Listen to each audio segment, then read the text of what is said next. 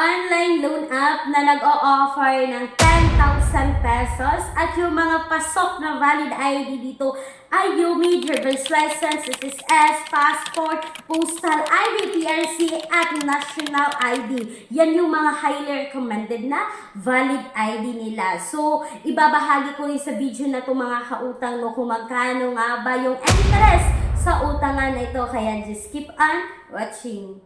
Hello, what's up mga kautang na welcome back again dito sa akin channel, no? So for today's video, pag-uusapan natin itong utangan online, nag-o-offer agad ng up to 10,000 pesos. At talagang isi-share ko sa inyo mga kautang kung talaga nga bang maaasahan itong utangan na ito. Hindi naman to bago sa Google Play Store, no? Para sa akin is meron na siyang update.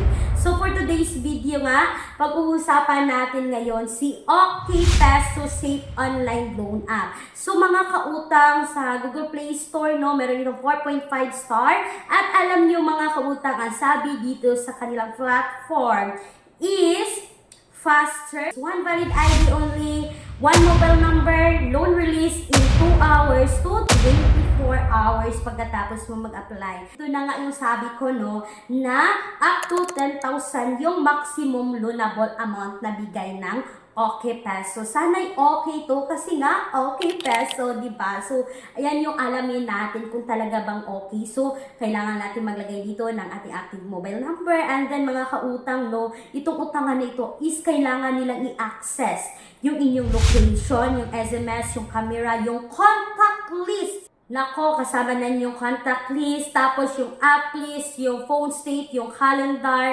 at so yun mga kautang. Kailangan natin yung i-agree kasi kapag hindi yan in-agree, is hindi naman po tayo makapag-proceed. So, pagkatapos niya, no, as usual, kailangan natin maglagay dito ng ating basic information. So, yung pangalan natin, yung gender, and then mga kautang, pagkatapos ng basic information is dito na tayo sa ating current address. So, ilagay lang natin kung saan tayo nakatira. And pagkatapos sa current address is dito na tayo mga kautang sa kanilang emergency contacts. So, ang online loan app na ito is nanghihingi po ng 3 contact persons. So, mas maganda na rin ito compare sa other online loan app na 5 contact person yung hinihingi. And ito na nga mga kautang, no, kailangan nating mag-upload dito ng photo na ating valid ID. At kailangan din natin mag-selfie na hawak natin ang ating valid ID na pwede gamitin. So, yung mga valid ID na pwede dito kay OkPeso ay UMID, driver's license, SSS, passport, postal ID, PRC, national ID. So, yun po yung mga valid ID na pwede dito or mas pinaka-recommended na valid ID. And then, mga kautang, ito na yung sabi, no? Please wait, your information is in progress. So, nag-evaluate na. After evaluation, within 15 seconds, is ito na yung makikita mo yung loan details.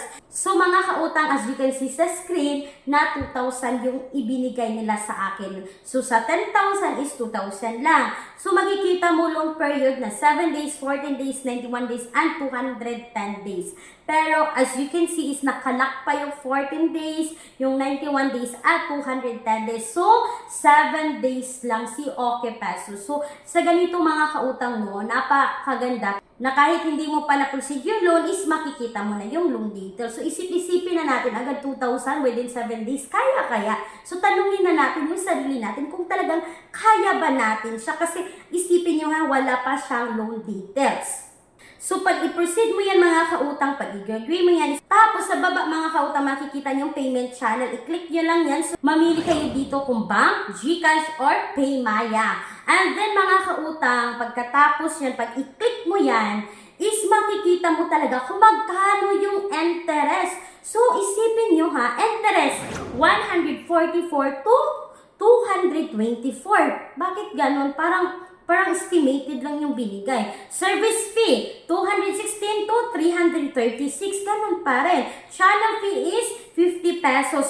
Total fee or total interest daw dito mga kautang is 410 to 610. Amount to be received is 1,390 to 1,590. So mga kautang, parang estimated talaga yung binibigay nila dito na loan details. Pero makikita at mababasa natin sa baba, no? Your interest and fee will be determined once you pass the review. If you'd like to go ahead with the loan application first, it means that you agree your final interest and fee will be within the above range. So yun na mga kautang, sabi dito, pinapaliwanag naman ng utangan na ito po ay talagang dinidetermine lang talaga nila. So hindi pa talaga ito yung exact. So ang pinaka-exact talaga dito is malalaman mo kapag talagang i-proceed mo yung application mo dito or yung pag-apply dito kay Okay Peso. So yun na po mga kautang, no, take note ha, sa 2007 days mo siyang babayaran. So hindi 14 days, hindi 190 days, hindi 210 days. So yun po mga kautang, no, yung aking honest review dito kay Okay Peso. Pero nasa sa inyo pa rin yan kung susubukan ninyo ang utangan na ito. So kung talaga naghahanap talaga kayo ng mga alternatives online loan app na subok na lang nakararami, yung mga 0% interest, at hindi mo na kailangan pang i-install o mag-download pa sa Google Play Store or sa App Store, is you can visit the description box or sa pen comment section kasi nga maglalagay po ako dyan ng mga alternatives sa online loan app na subok na rin ng nakararami.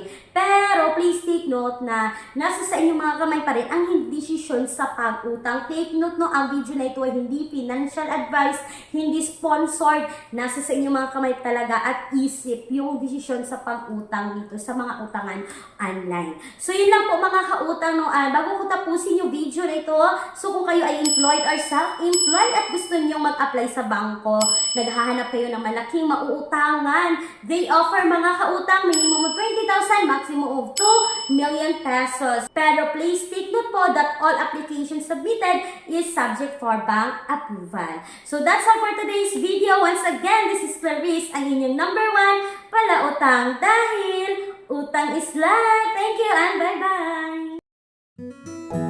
bye-bye!